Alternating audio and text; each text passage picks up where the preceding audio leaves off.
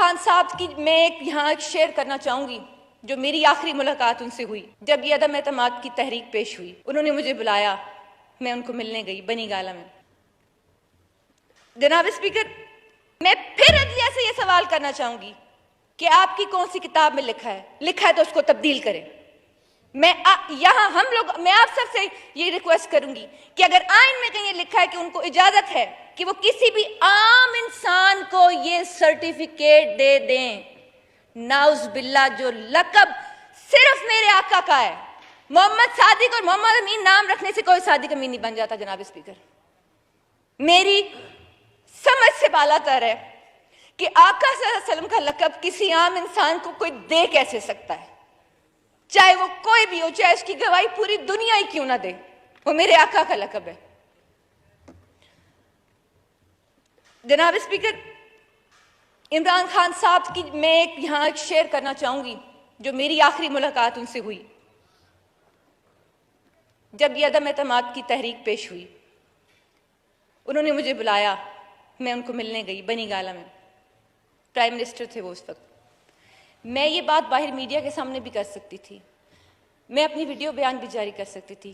یہاں اس لیے کر رہی ہوں تاکہ کسی کے دل میں کوئی شک نہ رہے کہ میں یہاں اس چھت کے نیچے کھڑے ہو کے اس موزہ زبان میں جھوٹ بولوں. شاہ محمود قریشی صاحب, عامر ڈوگر صاحب, آسمہ قدیر صاحبہ موجود تھے, یہ جو ہمیں آج الزام لگا رہے اور کہہ رہے ہیں. مجھے انہوں نے کہا میں آپ کو بالکل منن وہ بات بتا رہی ہوں جو میری ان سے وہ آخری میٹنگ ہوئی. میں اس وقت ترکی کے دورے سے واپس آئی تھی. انہوں نے کہا آپ اپوزیشن سے رابطے میں ہیں؟ میں نے کہا جی ہوں. مجھے کہتے ہیں آپ کس کس سے ملی ہیں؟ ہم نے سنا ہے فلاں فلاں نے آپ کو اپروچ کیا ہے.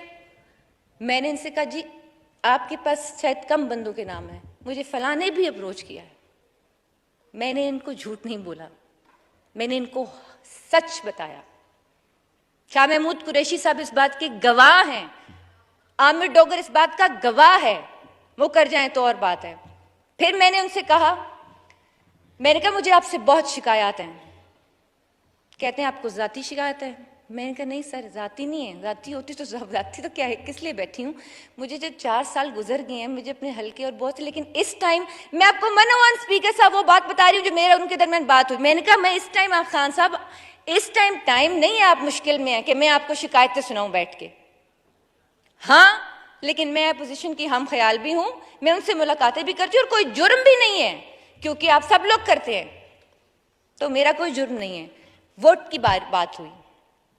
انہوں نے فرمایا کہ اچھا ٹھیک ہے آپ نے ہمیں بتایا سچ. میں نے کہا نہیں, میں آپ کو پورا سچ بتا دیتی ہوں, شاید کسی آدمی میں بھی اتنی ہمت نہ ہو, میں آپ کو بتاتی ہوں, اور شاید میں آگے بھی ملوں, میں آپ سے نہیں کرتی. ہاں میں ایک بات آپ سے وعدہ کر کے جاتی ہوں, کیونکہ میں آپ کو والد صاحب کی طرح ہمیشہ آپ کی عزت کی ہے, ابھی بھی کرتی ہوں, کہ میں ووٹ آپ کے خلاف کاسٹ نہیں کروں گی.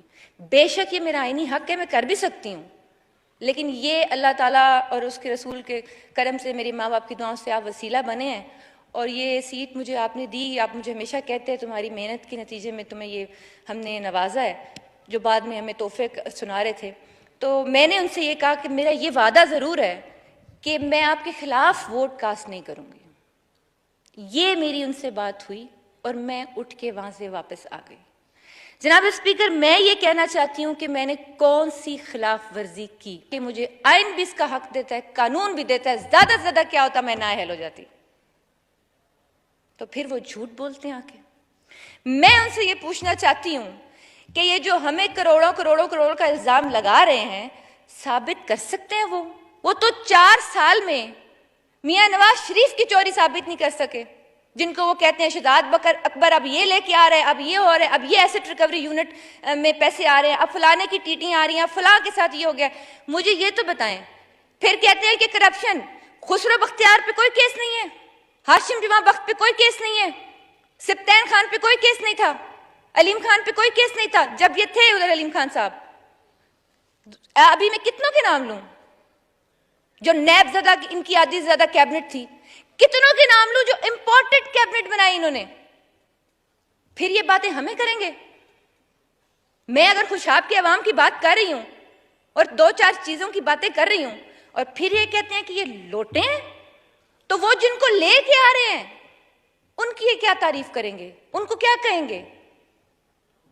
یہ ان کو سوچنا چاہیے جو پی ٹی آئی میں جا رہے ہیں. میں اسی لیے کئی بار یہاں کہہ چکی ہوں, پی ٹی آئی میں ہوں, پرانی پی ٹی آئی کے ورکرز میں سے ہوں. پاکستان تحریک انصاف جو نظریہ تھا جس پہ آئی تھی, پاکستان تحریک انتشار نہیں, یہ جو باہر ہو رہا ہے.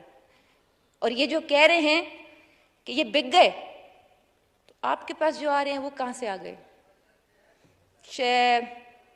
کیا پرویز الہی نے لوگوں کو پیسوں کی آفریں نہیں کی الیکشن میں؟